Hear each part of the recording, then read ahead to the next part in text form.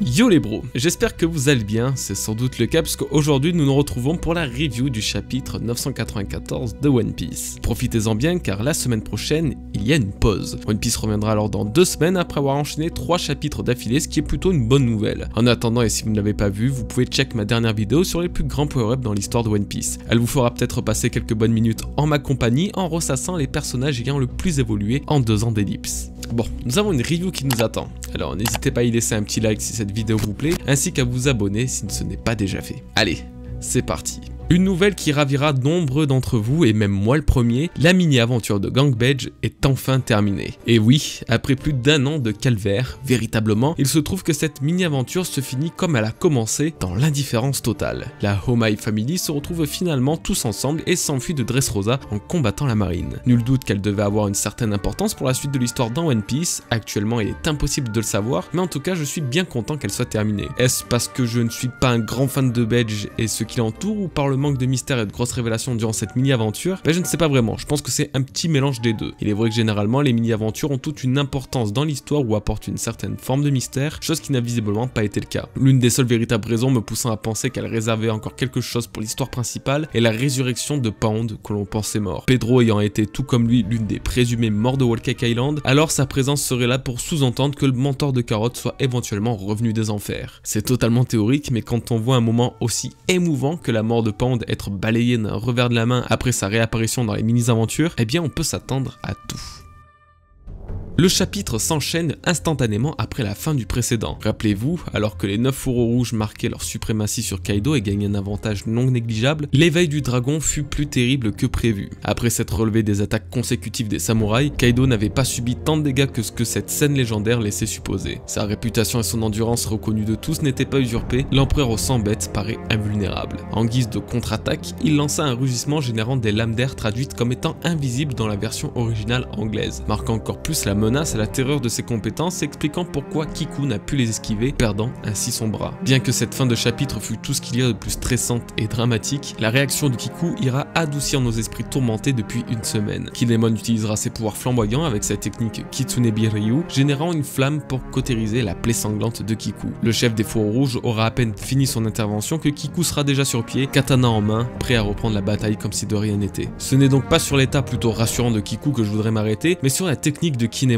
Certes, nous savons depuis son introduction sur Punk Hazard qu'il est en mesure de couper et générer des flammes, mais voir une case consacrée entièrement à cette technique et la banaliser comme si c'était absolument normal me fait encore plus poser de questions. Comment Kinemon peut-il générer ce feu? Est-ce lié à son haki, à son sabre ou à quelque chose d'autre? Pour la première option, je pense forcément à Sanji et Luffy qui sont parvenus à générer du feu ou même de la foudre pour ce dernier. N'ayant pas de pouvoir particulièrement lié à ces éléments en temps normal, la seule chose à laquelle on peut trouver une logique est l'utilisation d'une des formes du haki, comme lorsque Katakuri a pu générer lui-même du feu avec son mochi. La deuxième option n'est cependant pas laissée de côté. Un membre de l'équipage de Barbe Blanche, Fossa, a montré la capacité de générer des flammes sur son katana en pleine guerre de Marineford. L'anime a montré une scène où l'épéiste alluma ce feu grâce à son cigare. Il s'agit alors peut-être d'un katana amélioré ou confectionné de façon à être inflammable. Cependant, Kinemon n'a pas l'air d'avoir utilisé un quelconque artifice pour générer ces flammes, alors la troisième option est peut-être envisageable. Son fruit du démon. Oui, c'est peut-être bizarre dit comme ça puisque le fruit de Kinemon lui permet uniquement de changer les habits d'une personne en posant une feuille sur sa tête, mais il faut noter qu'il s'agit là d'un atout du Kitsune. Le Kitsune, renard yokai japonais, ayant cette particularité de change-forme ainsi qu'un lien avec l'élément du feu. Pokémon s'en est d'ailleurs largement inspiré avec Goupix et Fenard, tous les deux de la tribu feu. Pour l'instant, j'aurais alors tendance à penser qu'il s'agit du haki et que c'est seulement grâce à lui que de tels éléments peuvent être générés. C'est un autre samouraï qui me confortera dans cette idée, un samouraï qui a été le sujet d'une autre review il y a peu, Zoro. Vous devez le savoir, mais Zoro en tant qu'épéiste semble destiné à utiliser les flammes dans son art, et ce depuis l'arc de Little Garden. Il utilisa une nouvelle attaque nommée Yaki Onigiri, une version améliorée de son Onigiri qui utilisera les flammes brûlantes du gâteau de cire dans lequel il était emprisonné. Déjà à ce moment-là, l'idée des sabres enflammés l'avait totalement conquis. Plusieurs centaines de chapitres plus tard, à Punk Hazard, c'est Kinemon qui fait justement son apparition dévoilant son style du Kitsunebi Ryu, attisant une nouvelle fois la curiosité de Zoro. Entre temps, il s'était combattu avec le corps de Ryuma en zombie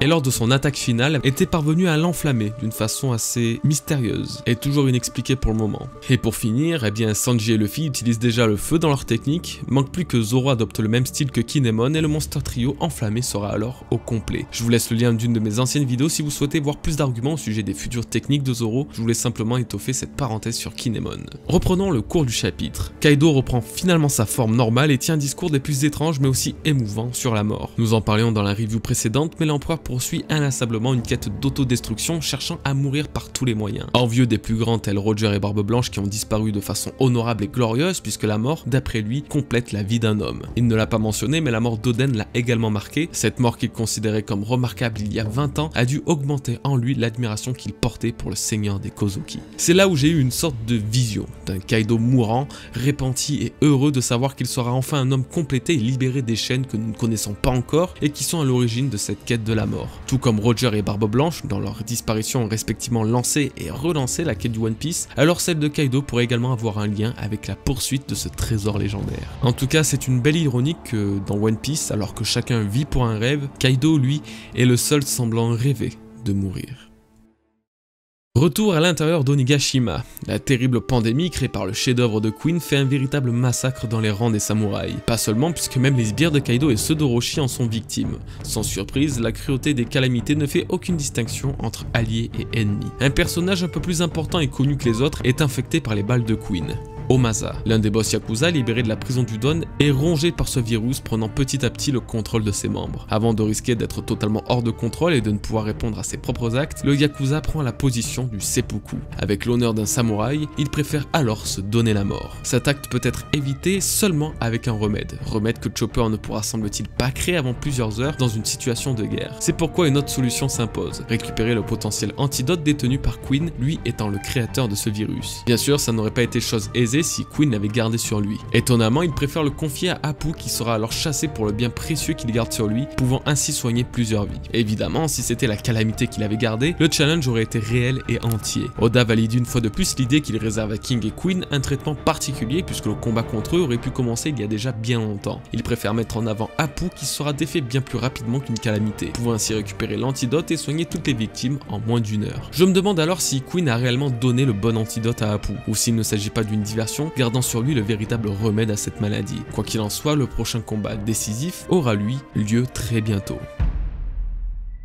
C'est Yamato et Momonosuke qui viendront clore le chapitre. Après que Luffy ait ordonné à Yamato de s'occuper de lui, une relation entre ces deux personnages allait forcément se créer à travers un seul et même esprit, celui d'Oden. Yamato explique alors sa présence durant l'exécution d'Oden il y a 20 ans. Alors âgé de 8 ans, il s'agit bien de sa silhouette que nous avons vue dans le chapitre 971, aux premières loges de la mort du grand seigneur Kozuki. Portant son masque du démon Anya, elle cachait alors déjà son visage, peut-être par peur d'être reconnue comme la fille de Kaido. C'est aussi le discours de Shinobu qu'elle a pu vivre en ce jour fatidique, celui voulant faire prendre conscience aux citoyens de Wano à quel point Oden était loin du seigneur stupide qu'on dépeignait. Nous découvrons une autre facette de l'histoire et du flashback d'il y a 20 ans quand Yamato avoue sa présence lorsque Momonosuke était détenu par Kaido au sommet du château et menacé d'être jeté dans le vide. De son âge et sa force, elle ne pouvait tenter de rivaliser avec son père et assister impuissante à ce triste spectacle. Mais elle démontre désormais une toute autre confiance en elle, aujourd'hui est différent, 20 ans ont passé, absolument tout a changé. Elle parvient à vaincre l'un des subordonnés de Sasaki d'un seul et unique coup. La puissance dégagée était suffisante pour estomaquer le Tobiropo, mais montrait également une certaine capacité à frapper à distance. C'est en voyant cette démonstration de force que Momonosuke lui pose enfin la question tant attendue « Qui es-tu »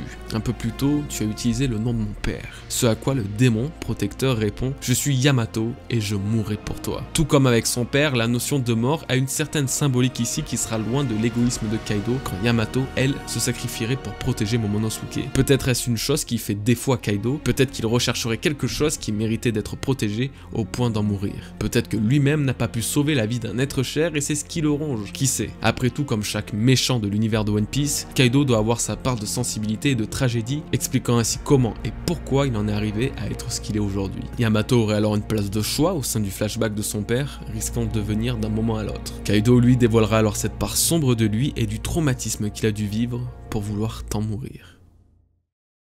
C'est la fin de cette review les bros. Un chapitre ma foi très bon que j'ai cependant trouvé quelque peu longué. J'ai l'impression que sur certains aspects nous n'en sommes qu'à l'introduction de personnages et j'ai tendance à penser que ça coupe un petit peu le rythme qui est très bon par moment. En tout cas ça reste quand même un plaisir et appréciant vraiment beaucoup Yamato, la page de fin fut l'une de mes préférées de ces derniers chapitres. J'ai vraiment hâte de voir comment va évoluer la relation entre Momonosuke et Yamato, mais surtout quel mystère cache vraiment Yamato et Kaido. Oda a dû tisser une histoire aux petits oignons les concernant et je suis vraiment très impatient de la découvrir.